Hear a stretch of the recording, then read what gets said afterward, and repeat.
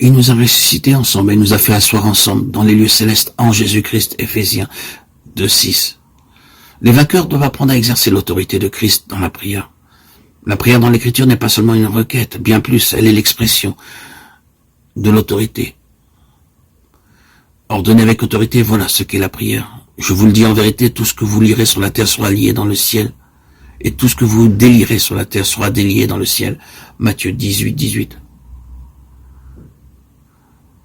Je vous le dis en vérité, si quelqu'un dit à cette montagne, ôte-toi de là et jette-toi dans la mer, et s'il ne doute point en son cœur, mais croit que ce qu'il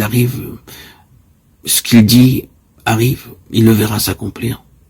C'est pourquoi je vous dis tout ce que vous demandez en priant, croyez que vous l'avez reçu, et vous le verrez s'accomplir. Marc 11, 23, 24. Les vainqueurs de Dieu doivent ainsi être fidèles en se régnant eux-mêmes. Renier le monde et Satan d'une part, savoir aussi exercer l'autorité de Christ d'autre part. Nous devons permettre à Dieu de nous briser par la croix, afin de pouvoir nous tenir humblement devant lui. Il nous faut vaincre Satan en exerçant l'autorité de Christ, en vue de la victoire. La prière d'autorité n'est pas une demande, elle signifie ordonner. Il y a deux sortes de prières, la requête et le commandement. Commandez-moi, Ésaïe 45, 11. Nous avons la permission de commander Dieu pour que les choses s'accomplissent. C'est la caractéristique de la prière d'autorité. Elle est l'expérience de ceux qui vivent dans la valeur et la signification de l'ascension de Christ. La mort et la résurrection de Christ, comme déjà souligné, a réglé 4 points importants pour Dieu. La mort de Christ met un terme à tout ce qui est adamique. Sa résurrection nous accorde une base nouvelle. Son ascension nous donne une position céleste au-dessus de toute domination, de toute autorité, de toute puissance, de toute dignité et de tout nom qui se peut nommer, non seulement dans les siècles présents, mais encore dans les siècles à venir.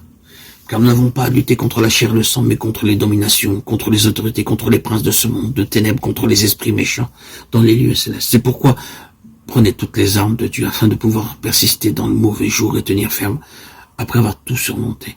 Éphésiens 6, 12, 13. Et quelle est envers nous qui croyons l'infinie grandeur de sa puissance, se manifestant avec efficacité par la vertu de sa force. Il l'a déployé en Christ, en le ressuscitant des morts et en le faisant asseoir à sa droite dans les lieux célestes, au-dessus de toute domination, de toute autorité, de toute puissance, de toute dignité et de tout nom qui se peut nommer, non seulement dans les siècles présents, mais encore dans les siècles à venir. Il a tout mis sous ses pieds.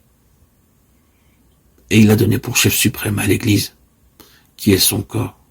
Éphésiens 1, 19, 22.